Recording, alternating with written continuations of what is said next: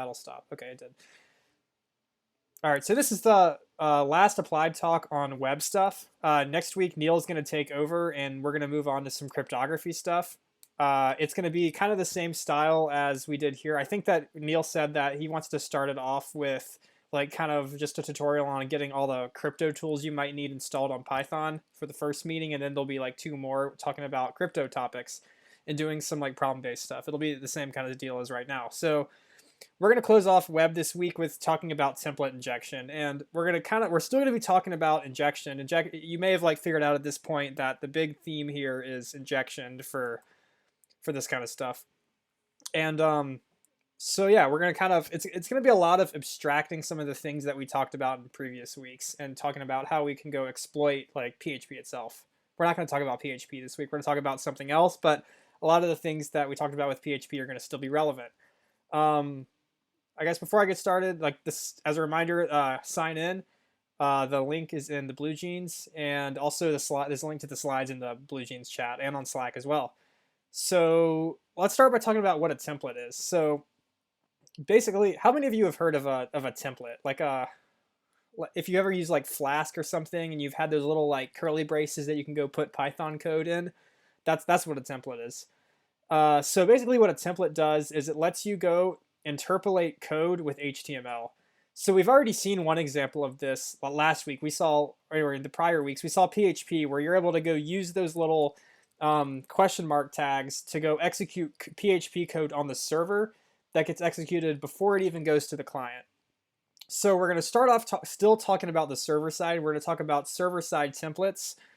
Here are a couple examples of like various ones. Pug is a Node.js one. Used to be called something else that I don't remember. And then there's Jinja 2, which is for Python. And there's also handlebars. And I think there's also one for like Ruby. A lot of languages have this. It's a really popular design pattern.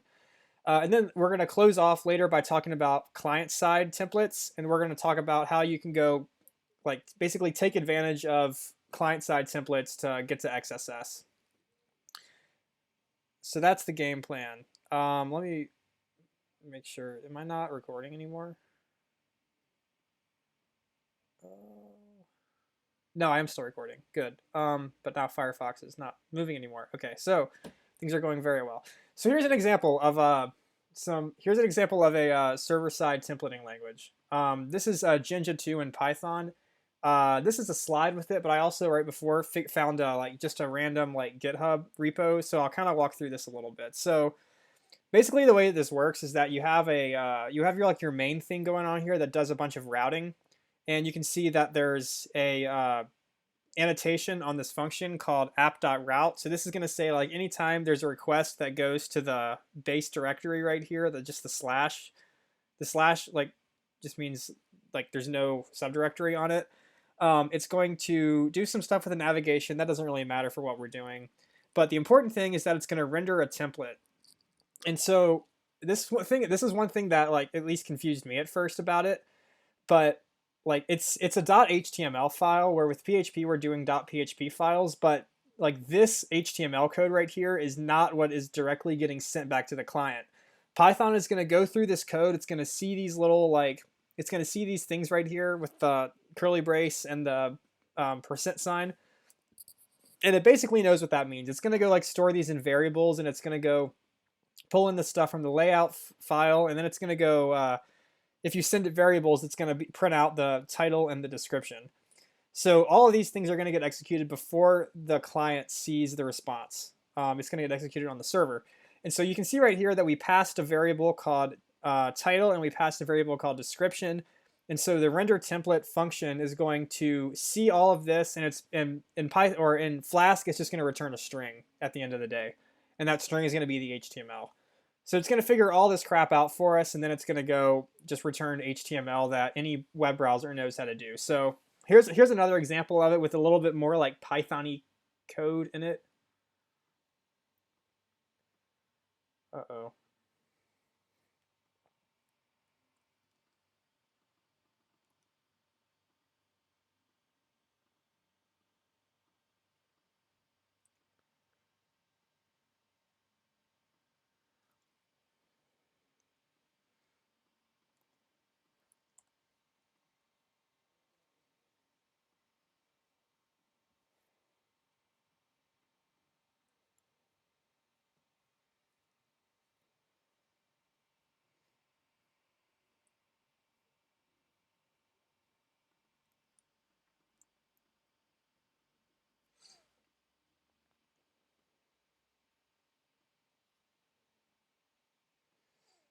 All right.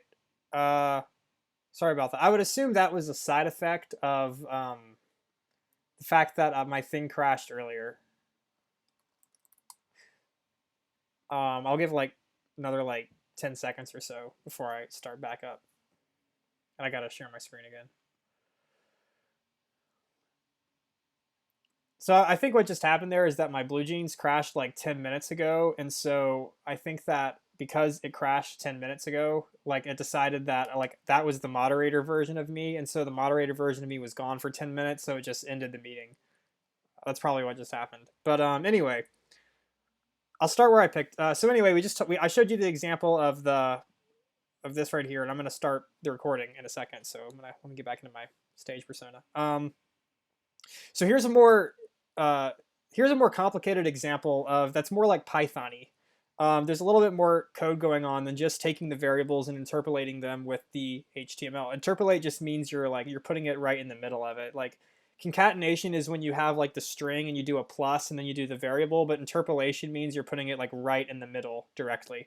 So anyway, what you're doing here is you have the same kind of deal in your Python. You have app.route, the annotation that says if you do it at the like slash endpoint, then it'll execute this function, and then it's going to give you whatever HTML comes in the return here. So once again, we're going to just run the return or the render template function on template.html. We're going to pass in two variables. Look how this time we're actually passing in a list, which is a Python type here. And it's going to go do some things on that. So let's kind of like parse through what it's doing. Okay, so it's just printing out my string right here, which is pretty self-explanatory. And then it's printing out right here, like my list. It's the third item in my list. And then you're actually able to go do like more like Python-y things. You're able to go actually loop through the list and print out what's inside it. So that is an example of like just kind of Jinja 2. It's like basically what the reason I want to show you this is because one, all the CTF problems for some reason use Jinja 2. They have other ones, but like the most common one is this one. And also that's where all the labs today are going to be in. And it's also, I think it's a good example of something that is not PHP. Like if you really wanted to, you could probably do SQL injection in this as well, and you could do XSS. So here's one more example of Jinja 2. And maybe at this point, after listening to me like talk about this for 2 weeks, you can kind of see what the vulnerability might be here. So what we do is we're taking in request args. The request right here, this is just more like Python Flask jargon. Oops. Request is just basically what's really happening under the hood is the fact that you put this annotation here is making it where request becomes a local variable inside this function. Stop me if I'm going too fast on this. Just slow me down or like ask a question and I'll like go farther into it. But basically, request is just like you're just getting the get parameter again. You're just looking at the request args and you're getting the get parameter, which is a variable called search, and it's just a string. It'll be none otherwise. And then what we're doing is, oh, here we go again. We have a string, and we are putting in the value of the search variable into the string format. So basically, what's going to come up and happen here, I'll put it right here, is we're going to have p hello world, and then you're going to have whatever the value of search is. So if I say that, let's say search is equal to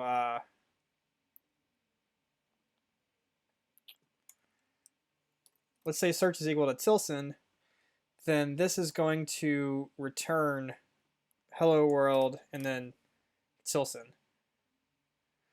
But remember that we haven't actually passed this through the render template function yet. So the big trick here is that because we're putting this into the string before this function gets called, like what we're actually doing is we're doing render template Tilson. And so if I go change the search parameter here to say something that's actually Python code, like 7 times 7, it's going to get put into here. And I think there's actually going to be a curly brace around it. But basically 7 times 7 is going to come up here. And the magical part, which I'm going to show a demo of in a second, the magical part is that when the client sees this at the end of the day, they are going to see, instead of 7 times 7, they're going to see 49. And it's kind of like when we were talking about XSS. All we showed was that it was just alert 1. Like, seeing 49 is not the worst thing in the world, but the point here is not that you're seeing the number 49. The point is that 7 times 7 got executed as Python code. And that's really bad, because that just means that something I was able to go put into the request in the search parameter in this example was put into a string that was then executed as Python code, and then I can do whatever I want with it. So that's basically like kind of how it works at a high level. And I'm going to show you a CTF problem of how this particular vulnerability can lead to remote code execution. So remote code execution is exactly what it sounds like. All it means is that, let me pull up my cheat sheet here. What remote code execution means is that you're able to execute code on the server. This code, remember, this code's going to be executing on the server, not on the client. We'll talk about how to execute some code on the client at the end here. So let me get that going. Okay, so here it is. Let me log out. If you want, you can actually follow along here. The link is in the slides. I'll put it in the Blue Jeans as well. And there's going to be a lab with an easier version of this in a couple minutes. So, wow, my computer is being very slow today. Maybe I should close out of some programs.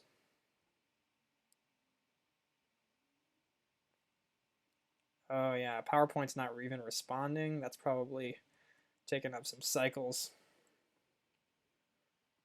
Okay, so anyway, so at a first glance, you might think that this is actually SQL injection, and it's not SQL injection. One thing that you can use to realize that this is not SQL injection is that the word Flask is actually in the name of the website here. So this kind of like tips you off that you're looking at something that's Flask related. That's not always going to be the case.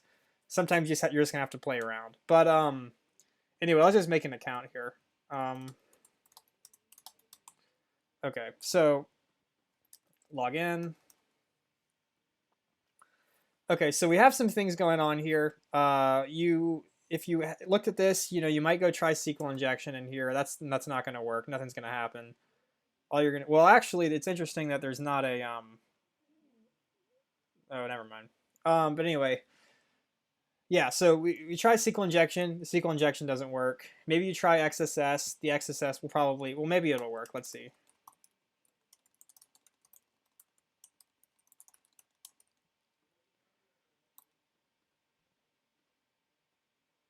Yeah, so the XSS doesn't work. So, you're banging your head against the wall. And then you go and, well, you see I've already tried it here. And then you just go try, like, putting in something like this. You got to put that keeps getting me. You do something like that, and out it pops 16. So that means that some code got executed by the server. And so then you're in business, because you just found that you have something going on here. Okay, so these are one of those things that, like, you're probably, these guys kind of take a lot of like banging your head at the wall, because you can't literally just go put like exec or like exec like ls, because the Python code is a little bit too smart. What'll happen if I try to do that? It'll not work. It'll just completely like not even try to render it. It'll just show it back to me as a string. So that's an interesting piece of functionality that they put in there. So let me get rid of that, and let's try something else. So we can't directly access typo. Well, I did that on purpose. I wanted to show that you can't just go call arbitrary Python functions, because you have to start off with a variable. You can't start off with a function. And so this is like a little bit weird, but hopefully it'll start like making sense as I kind of go through with the vulnerability here. So what I want to do is I want to go just like, let's just put in an empty string here. And every single, let me pull up a Python terminal so I can kind of show you the theory here of why this is working.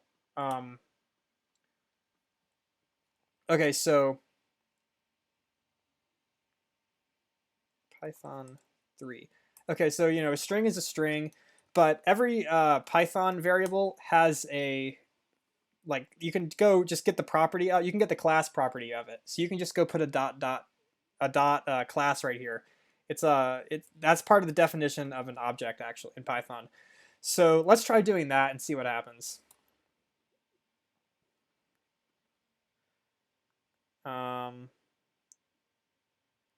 Oh, that's not how that works. Okay. So it's actually without the second period. Okay, so anyway, we got to remove the old one. So anyway, now we see that it's a class of type string. So basically what we're going to be able to do is we're going to be able to exploit the fact that the person who coded this, in addition to importing what they needed to, they've also imported a way of running shell commands. In Python, that's called the subprocess library. And we're going to be able to take the fact that we have the string class, and we're going to work our way all the way up the hierarchy. Like if you've taken CS 1331, you've kind of seen how like you have these object-oriented concepts where like you have a string and a string extends type object. We're basically going to be able to work our way up the chain and go up to the object, and then we can go call a function that just gives us all the subclasses of object, and we can from there find the subprocess library. So basically what we're doing is we're going to go do so we just did dot class. We got the class name, and then you can go do another one here, MRO.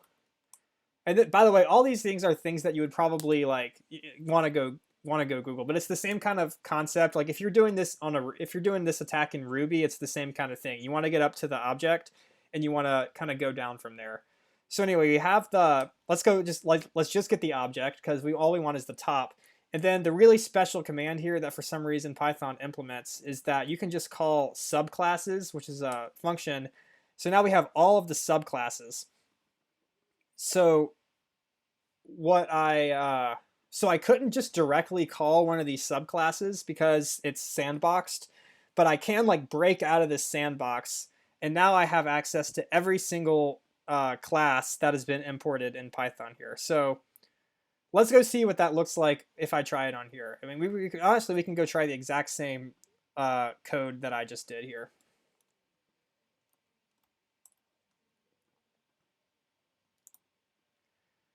Okay, so let's see what comes out on the server. Okay, so now we have this really long list of subclasses we can go choose from. And you want to look for one that's interesting. And like the reason that this is the kind of problem where like if you get this far on it, it really helps to go look up like list of payloads. So let's go look up like server side template injection payloads. And I think the GitHub one should show something interesting. I hear it in all these different languages, by the way. Okay, Jinja 2. Okay, so we already saw this part. We saw like 4x4. You can also do it with square brackets. Okay, here's where we just got. And it shows you how to do a lot of different things. So it shows us how to go like read a file if we want to go do that. But what we want to do is we want to go get remote code execution.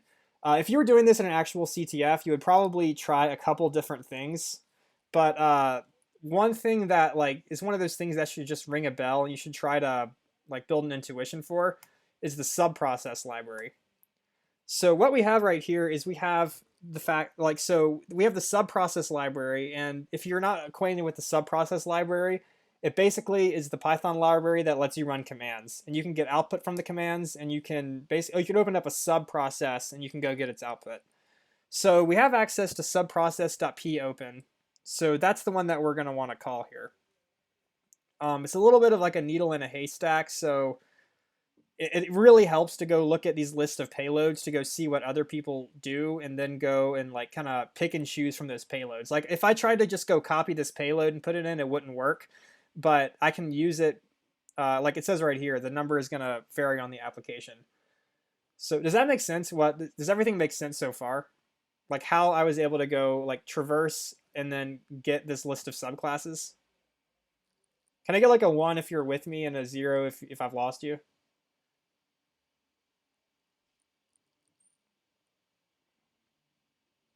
Cool.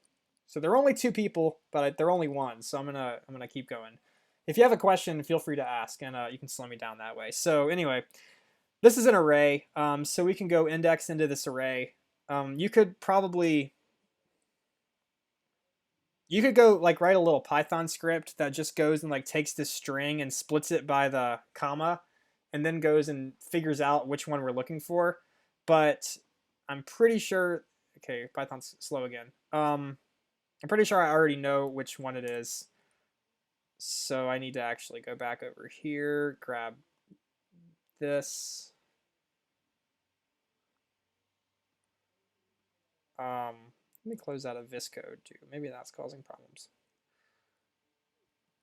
And so what I want to get is I want to get numbers. I want to get subprocess.p open. So let's see if it's 760.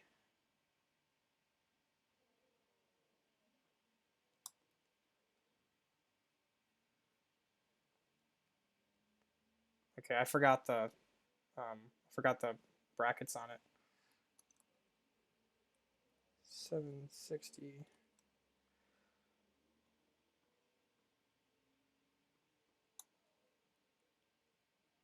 Okay, so this is context lib.closing. So that is not the one that I was looking for.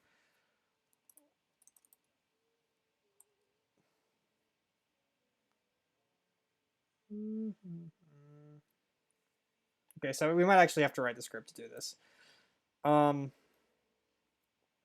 so I'll do that real quick. So you take this. Hopefully there's no commas anywhere. Put that in a big ol' string here.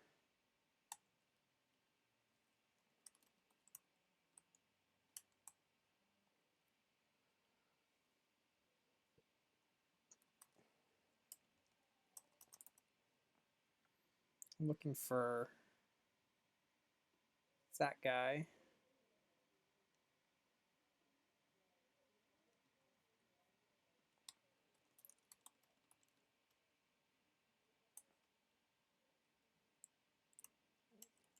It's not index of. Does anyone know what it is in Python? Is it just index maybe?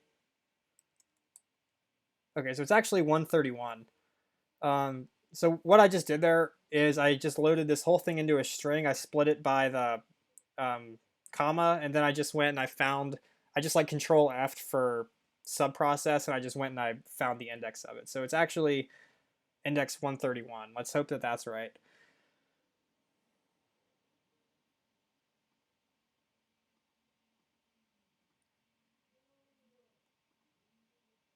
As I close more programs to try to make my computer run faster. Okay, so that. Okay,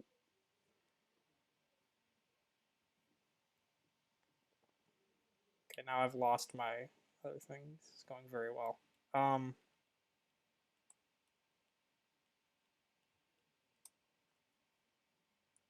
Okay, so it was this is what we were running here.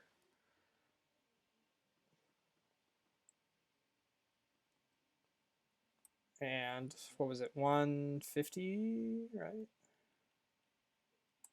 131. No, that was way off. Okay, so 131 is what I think where I think it is. Let's go over to list cards here. And once again, I have forgotten to put the curly braces around it. This is a really popular one on CTFs, by the way. Like usually it's a little bit more. Oh, I think I've broken it now.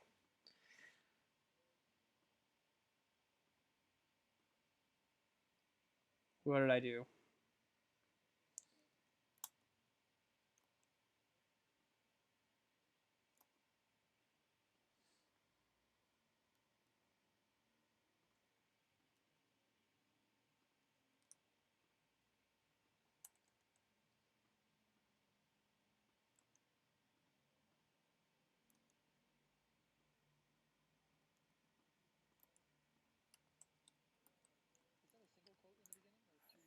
Yeah, I think it was a single quote. That was a good catch. Okay, so anyway, that let me get rid of this one. Okay, so here's the whole list again. And then we can go there and check 131. Hopefully it's at least close. Oh, look at that. It's the right one. Okay, so now we can go run commands. And the way that we can run commands is really like the way to do that. You can go just look up subprocess p open. and go see that p open here.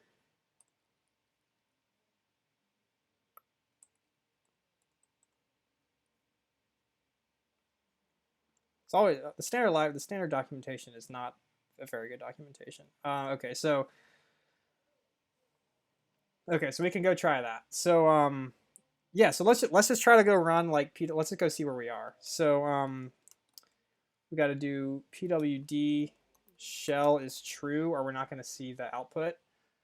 And then the last thing we got to do is we got to go set standard out equal to -1, and that's going to allow us to go see the standard output. The reason that I chose -1 as the thing right there is that you have to go. So actually, what you would do is you would say subprocess.pipe, but we don't have access to subprocess.pipe in this big list of classes that we have access to because it wasn't imported.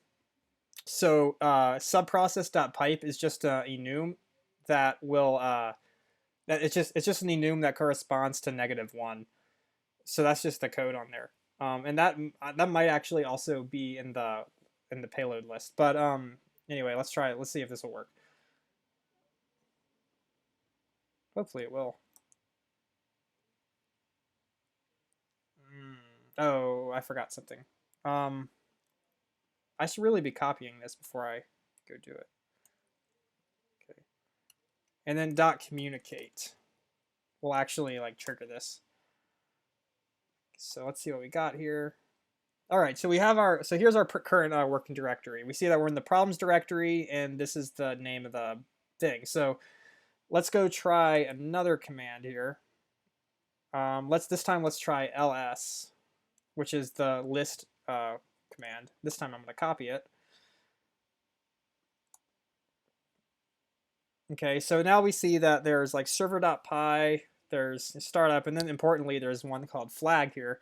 So now I can do one more command. I can say cat flag, run that guy, and then here's our flag. And so we can do that. We can do any command we want to on here. Like if you really wanted to, you could actually write a program. And one thing that like is actually really helpful to do, because in a lot of the like collegiate level CTFs, this isn't the end. Like you have to get remote code execution, but then you have to go do other things as well. So you can actually go write like a Python program that just goes and like has an infinite loop that just makes this HTTP request over and over with whatever command you want put in right here. And then you've basically given yourself a shell. That's what something like SQL map goes and does to get you a shell. It just goes and like basically sends this request over and over. So that's one like trick you can use if you don't want to sit here and copy paste over and over again. But anyway, that's how you get the flag, and that's an example of this vulnerability. So basically, like the steps at a high level are you want to figure out what template engine the website uses. That one is going to be either really easy or it's going to be really hard. Like sometimes they make it as obvious as calling the website Flask cards. Sometimes there'll be like a hint or something in the name of the problem or something like that. Sometimes you just got to go play around a little bit. You can also go look at the headers that the website gives you. Sometimes it'll say Flask or Python or something. But you just got to play around a little bit to figure it out. Sometimes you just got to kind of skip to step 2. You can't even figure out what it uses, and you just have to go start trying things until something works. So in this example, we used 7x7. There's other templating engines that use this thing right here instead of the double curly braces. And then you just want to go try to exploit it. And with these kind of vulnerabilities, the way to exploit it is to go look at other people's payloads and then craft yours based on what other people have done. Like if you go back to this, I think I've actually closed the cheat sheet. Or here's the cheat sheet. Like you got all this different like stuff here. Like they have information on how to bypass filters. You're probably going to have some filters if you are doing this in a CTF problem, like a seesaw problem, that you're going to have to go bypass. So anyway, you just saw me do it. I'm going to give 10 minutes or so. We'll reconvene at 7:45, and I'll put the link in the chat as well. Here's another lab that contains an example of this. And so yeah, I'll see y'all back here in a couple minutes. Feel free to let me know if you have any questions about what I just did, like what a templating engine is, and I'll give a hint on this lab in about 5 minutes or so. Here's one hint to start you off with is you should go ahead and like Google around for a global variable you can hijack. Like this one is a lot. You don't have to go. This one is a lot easier than the one that I just showed. Like you don't have to go and go through the whole hierarchy of the objects and do the thing with the remote code execution on this one. There's a couple of global variables that automatically get imported uh, that you can go access, and the flag is going to be in one of those global variables. So yeah, try that one out and see how it goes. And I'll walk through it in a minute.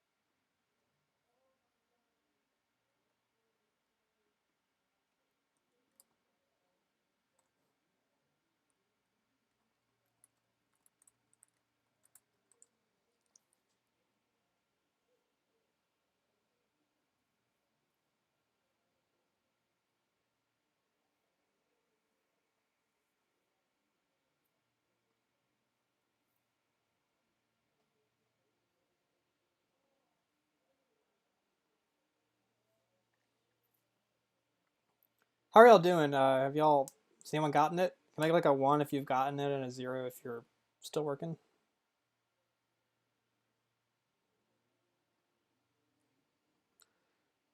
Cool. So there's another hint sitting here in this slide. I'm just gonna make that into this color. And that this particular website might help you figure out what it is that you need to go look at here.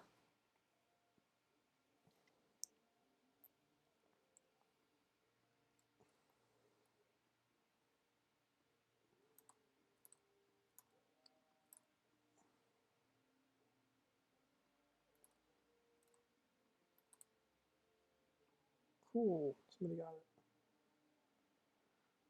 it. And then, just in case like you haven't gotten this far yet, you can there's a vulnerability in this for this input right here. When you add a to do, you're able to inject code and you're able to inject Python into it rather. Um, you can see I put 5 times 5 in and you get a 25 out of it.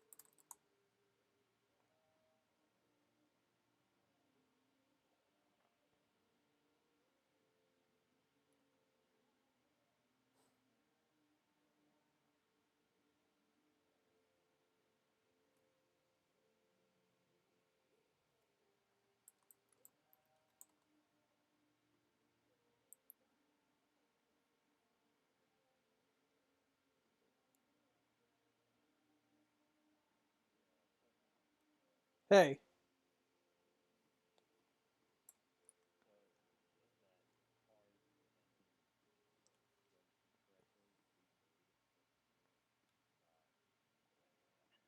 yeah, I think you. I don't know why they just didn't implement it on this problem, but you got to just go create a new account.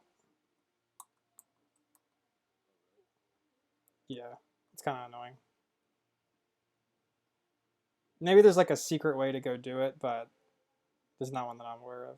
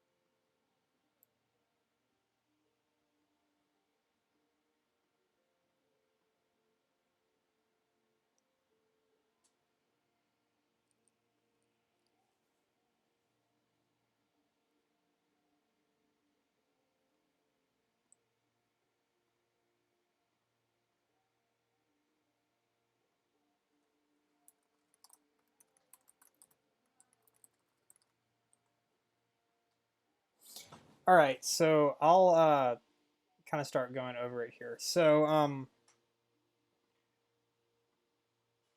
this is actually a two-part problem, and if you found a flag, you probably got through the first part of it.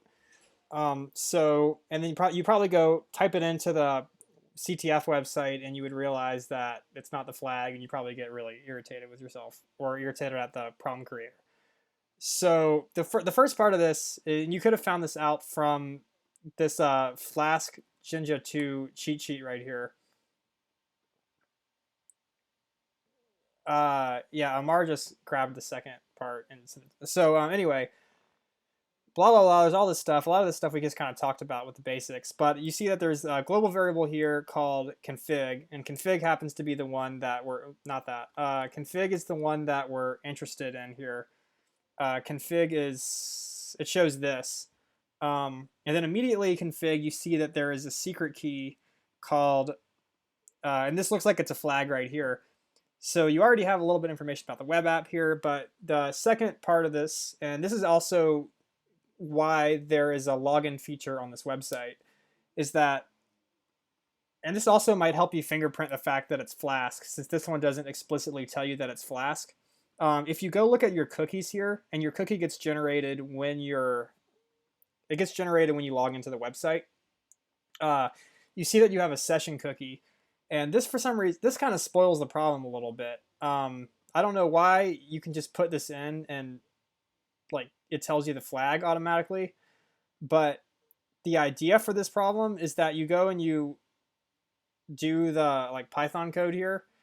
You go run this Python code and you pass it the secret key, which is a global variable in Flask. The way that Flask has a built-in way of generating these cookies for you, and it generates them based on a one-way function, or not a really one-way function. It actually takes in a parameter, and the parameter is a secret key.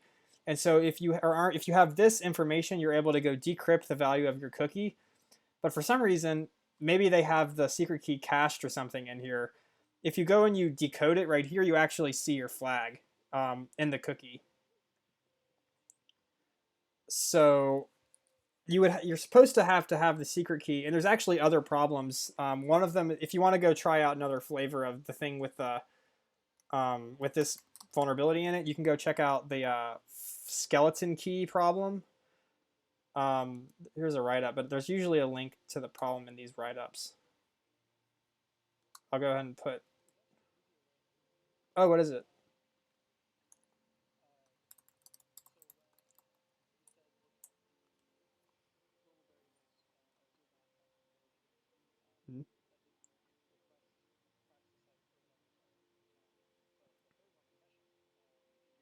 Oh.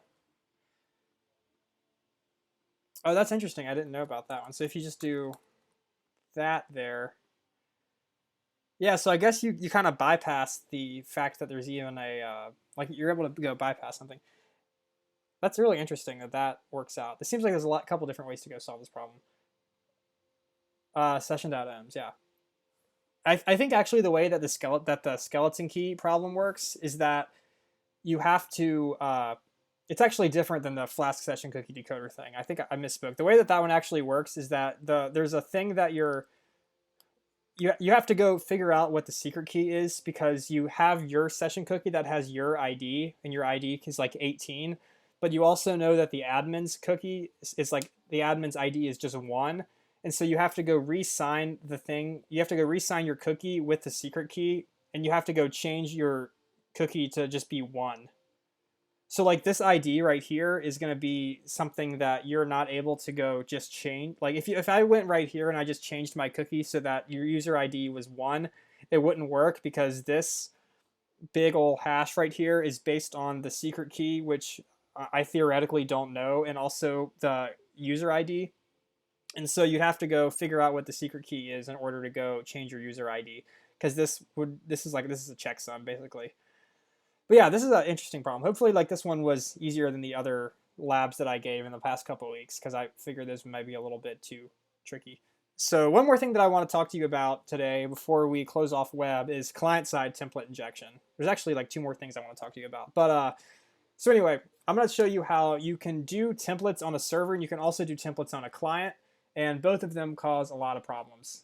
So let me go... So basically the way that this works is that there's this thing called AngularJS. How many of you have heard of Angular, the JavaScript library? Can I get like a 1 in the chat if you've heard of Angular before? Cool, so a good amount of people have heard of Angular.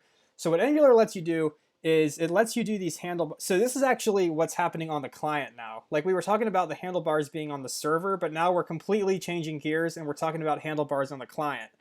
And so this is like pseudocode. I don't know if this code would actually run, but there is, okay, so you can go do like, you can go put in, how do I want to say this?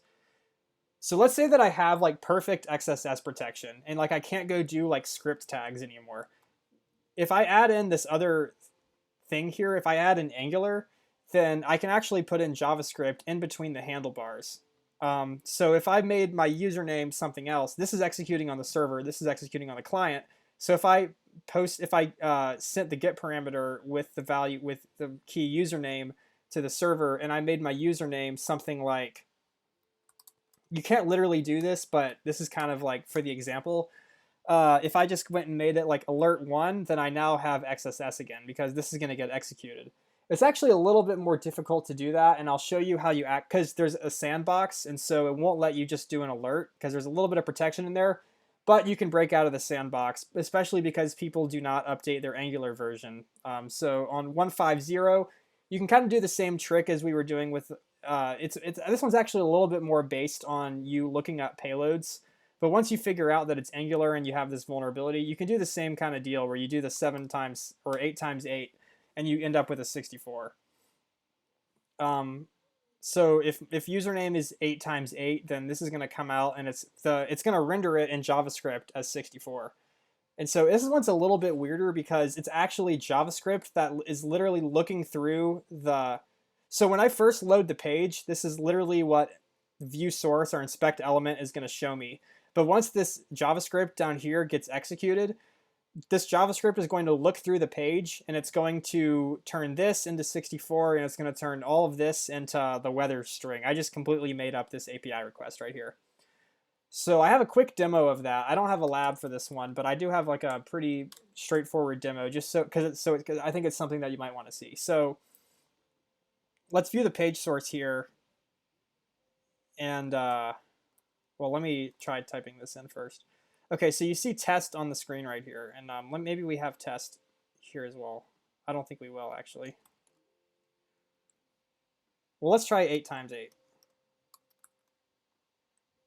Okay, so you saw how it kind of flashed 8 times 8 for a second there, if it was quick enough. I'll try it again. Maybe you can see it for like a split second. It shows, and then the JavaScript, Angular catches it, and it turns these handlebars into 64. Remember, this is all happening on the client. Like, once again, like, this is important that there's like, this is completely happening in HTML and JavaScript, and so this JavaScript code is getting executed on my client. Okay, so what we can do here is we can go look into the JavaScript here, and we can see that. Okay, so here's what happened: is the page rendered, and the handlebars are right here with the 2 times 2 in the middle, and Angular catches it and turns it into 4. So Angular is the thing that is vulnerable here, and we just pretty much use the same trick as we did with the server side to show that there's a problem with this one too. So, oh, I shouldn't have clicked on that. We see that it's Angular version 1.5.0, so we can go look up Angular client-side template injection 1.5.0 payload. And this one's actually a lot easier to exploit because all you have to do is grab this payload. You don't have to go up the hierarchy. Well, the hierarchy is the same because JavaScript is JavaScript. So we should be able to go, that's 1.3.2 and below. Where's one that's maybe 1.5? Maybe this one will work for us with 1.5. If we just stick this on in here, we got our XSS alert. And so this is basically what this person did. So I'll kind of like talk about the design pattern that you're supposed to do with Angular here. This is a little bit like out of scope of what we're talking about, but I think it's kind of interesting. The way that Angular wants you to do things is they don't want you to have any server code. Like, they just want you to have, like, say, like a user variable here. And they want you to go create JavaScript that goes and loads this stuff in from an API endpoint. So maybe you have an API endpoint that's called like API/user, and then we say like var user equals that, and then we can go make a JavaScript down here. This is just JavaScript coding now. Okay, so we have a variable called user that it's remember that in JavaScript these are by default global variables, so we can access it even though it's on top. And so we can go get the user data right here, and we can load it into user. And what they want you to do is they want you to just go and say like user.name. And you can also go do the same kind of for loop things with like user.attributes. You can go map over them and do like tables and stuff with Angular. But what a lot of people will do, and this is called an anti-pattern, is they'll go try to put they'll try to have their cake and eat it too. They'll go have like server-side code that goes and gets the user information, and they'll also do the Angular. And because like people don't realize like one of them, like Angular is secure if you do it like this, and PHP is mostly secure if you do it like that, assuming that you're handling your XSS thing. But so you have two like nodes here. If you want to think of this like a graph, I like to think of it like a graph. If you have two different nodes here, and both of the nodes are secure, but the edge in between is actually not secure. And so you have all these nodes that like are secure, but then the edges bring in vulnerabilities. And you can have n squared the number of edges that you have nodes. So there's a lot of different vulnerabilities that are not caused by the things, but caused by using two things together incorrectly. Is kind of the moral of the story here. And so a lot of the time people try to only look at the nodes, but you really want to look at the edges in between two. There's a lot of vulnerabilities that work like that. So that's client side template injection, and this is where I got the little demo that I just showed you. So yeah, okay. So that's really all I have on template injection here. Remember that it can happen both on the server and the client. The server side template injection stuff is a pretty common like CTF tactic. And so here's some further reading if you want to read more. This is a really good server-side template injection tutorial. Like they'll take you they'll tell you about it. There's like 10 different labs where it just gets more and more difficult every time. They do it in different languages. Like they do it in PHP, they do it in Ruby. You can go try it out, like not just in Python, and really see how it happens and how to go exploit it. And then the client side one is not as good, but there's not any labs associated with it. But the server side one's really good. So anyway, that's that. So to kind of like wrap up in the last 3 minutes here, what we've talked about with web, so that you can kind of take it home with you and wrap it up, package it, tie it with a bow.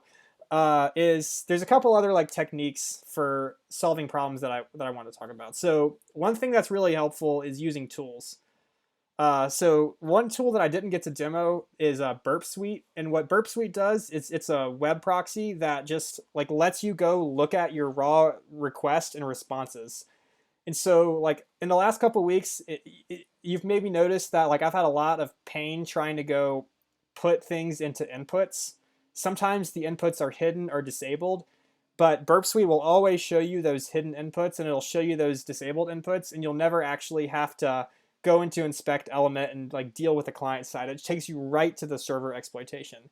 It's not great for client side attacks, but it's really good for server side stuff. Burp Suite also has a lot of other features where you can go and like if you don't know that the variable is config, you can go like load in a list of a bunch of different words and just try a bunch of different variables and brute force it really easily. So that's one thing that's helpful.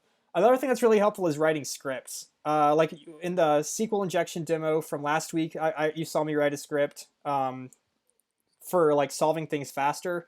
And then I kind of talked about an avenue where you might want to use a script for this too. Like if you had to go pivot off of the server side template injection vulnerability and go do something else, like you have to go like get privilege escalation on the actual server, then you want to write a script that goes and makes it easier for you to run commands in this website.